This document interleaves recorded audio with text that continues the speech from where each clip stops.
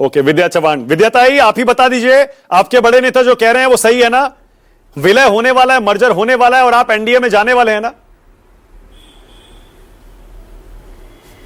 मुझे लगता है कि ये बहुत हम लोग जल्दी इसकी चर्चा कर रहे हैं, क्योंकि इसका अभी सही टाइम नहीं आया है। अभी बातचीत हो जाएगी, क्योंकि कल ही इतना बड़ा हादसा हो गया है। पूरे महाराष्ट्र के ऊपर एक अपना अच्छा प्यारा नेता जाने का दुख लोगों का इतना है, लोगों के ऊपर है, लोगों में दुख है, कार्यकर्ताओं में दुख है, और पवार फैमिली के ऊपर उनकी जो हमारी जो सुनीत्रा बहनी है उनके लिए एक बहुत बड़ा हादसा है। और इस तरह से इसकी उसके पहले ही इसकी चर्चा करना मुझे लगता है ये सही नहीं है, क्योंकि उन्होंने कहा है कि हम लोग 2-4 दिन के बाद बैठ के ये फैसला करेंगे कि दोनों पार्टियां एक हो सकती है या एक साथ काम कर सकती है। इसमें बहुत फर्क है, एक साथ आना और एक साथ काम करना। अभी जब अजीत दादा थे तो उन्होंने इस तरह से चर्चा छेड़ी थी कि पवार साहब और हमारा ग्रुप एक साथ रह के काम करेगा।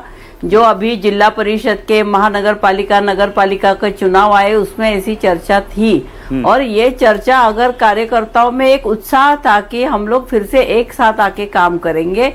लेकिन ये सब तब निर्भर होगा जब हमारे बड़े नेता बैठ के एक साथ बात करेंगे।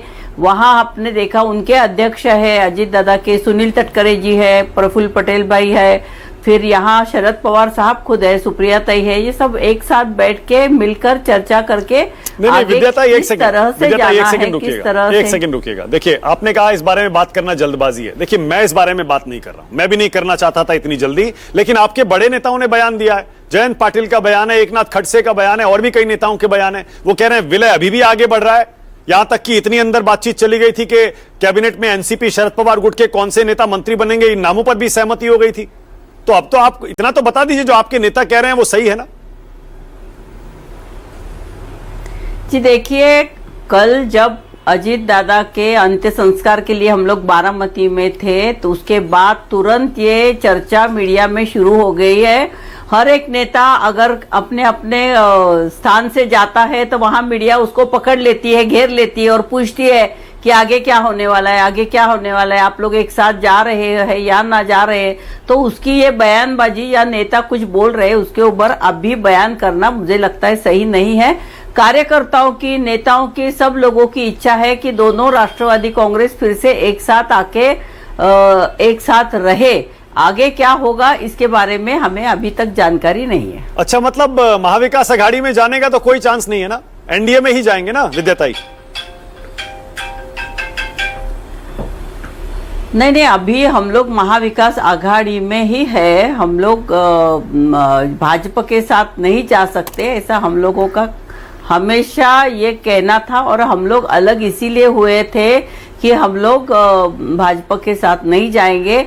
अभी आगे निर्णय क्या होगा इसकी जानकारी आपको 2-4 दिनों में या 8-10 दिनों में मिलेगी। यानी विद्याताई, आप ये कह रही हैं एनसीपी शरद पवार गुट का अभी तक का स्टैंड यही है कि हम बीजेपी के साथ नहीं जाएंगे, एनडीए में नहीं जाएंगे?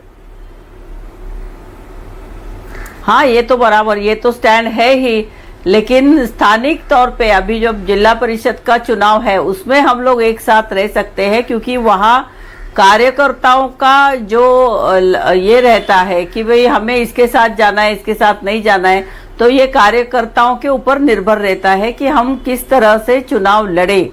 जिला परिषद, नगर पालिका, अभी नगर पालिका महापालिका का तो हो गया, अभी जिला परिषद का जो चुनाव है उसके तहत उसकी बात मैं अभी कर रही हूँ। ओके, आनंद दुबे, आप